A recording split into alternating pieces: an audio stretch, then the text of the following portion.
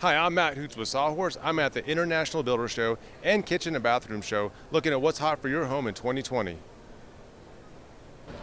right, Jason, looks like we have something else that you guys have come up with to help us stay code compliant. Can you explain to me what this system is, like why it was designed this way and like where do we use this? Yeah, this is our portal frame system for areas that go with the IRC code.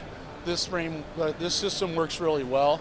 Out in the field, engineers specified different ways of getting this system, and so what we did is we came up with a kit for this system. Basically, we have two hold downs, and this is like the template that goes in between the hold downs, and it goes right on top of the concrete slab. You would drill your anchor bolt down into it, and it comes with the SDW screws that you see down there. The kit also has these straps which ties in to the header, and you have the screws up here for the moment connection. So the system you can do, if the engineer designs it or prescribes this, it can be on one side of the wall.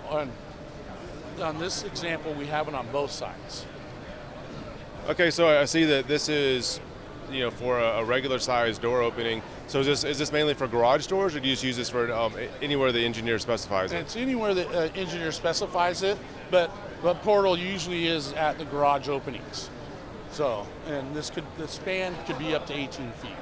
Well, it's nice that this all conveniently packaged in a one box, so we don't have to find the individual parts. Correct. Everything comes with it: the fasteners, the straps, and the template, and the hold downs. Okay. All right. Thank you, Jason. Yeah. Thank you.